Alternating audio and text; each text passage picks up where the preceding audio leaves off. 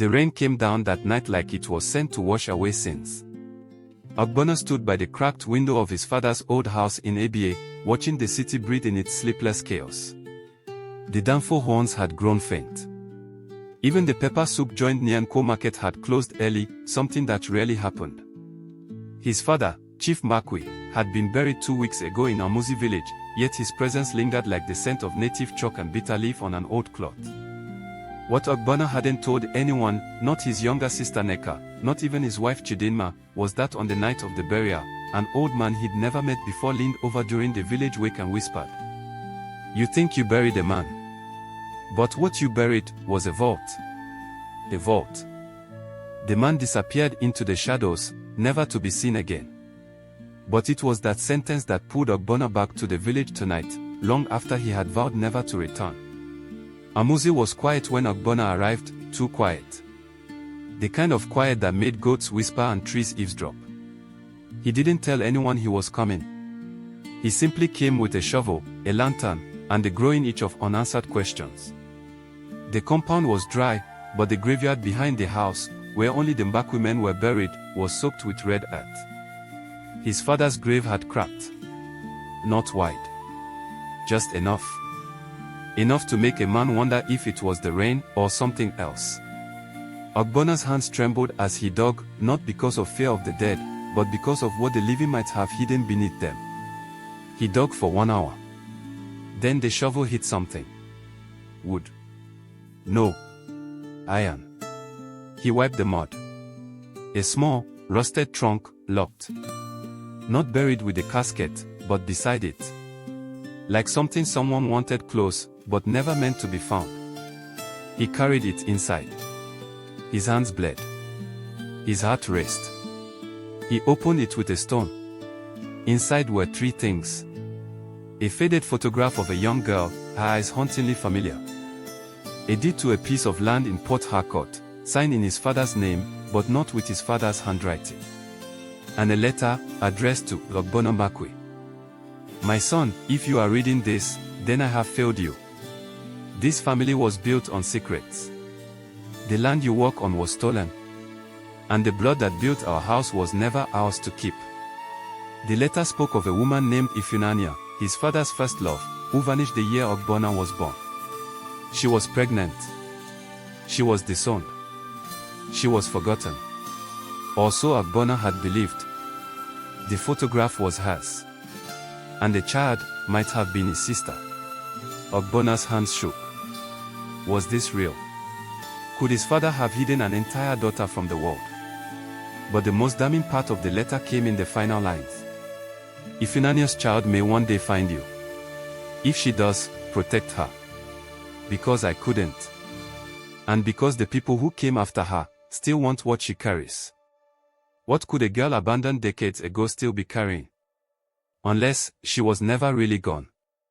Ogbonna's investigation took him to the city registry, then to a retired midwife in Aba, then to a local journalist who had once tried to expose land fraud tied to the Mbakwe name. Piece by piece, the puzzle sharpened. Ifunanya had given birth to a girl named Adaolisa.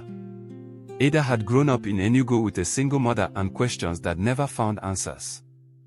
When her mother died in 2005, Ada had tried to trace her roots and vanished.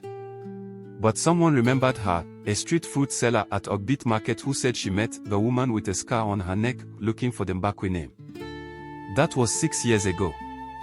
Ogbonna couldn't sleep for days.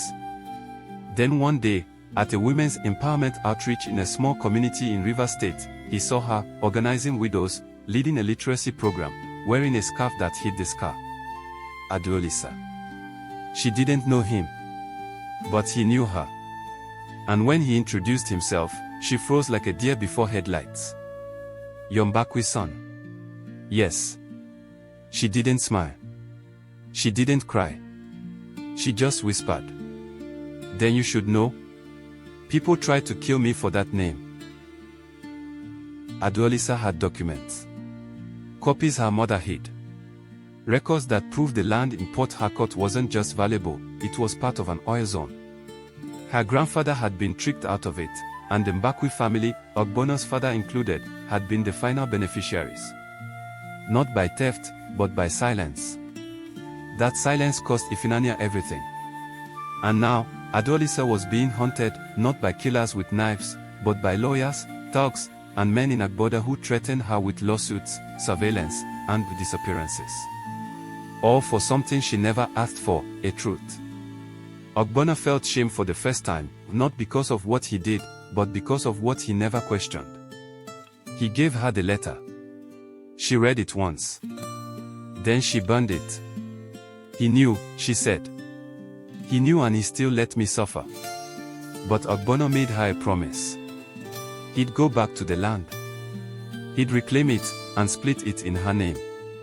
And then he disappeared. 3 months later, Ogbonna's car was found abandoned near the Niger River. No body. No blood. Just a single brown suitcase. Inside, documents, voice recordings, and a video message. To Adaolisa. If you're watching this, they've gotten to me.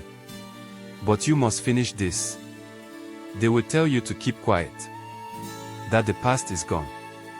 That justice is a story only fools chase. But you are your mother's daughter. And truth is the only thing that does not rot. 6 months later, Adaolisa stood on a podium in Enugu. Next to her was a banner, Justice for Forgotten Daughters. She was no longer hiding her scar. She had won the land case, barely. And she used a part of the land to build a free women's shelter and library, named after her mother. Ifunanya House. As the camera lights flashed and reporters asked about her story, she said just one thing.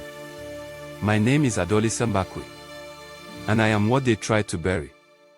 But I refuse to die.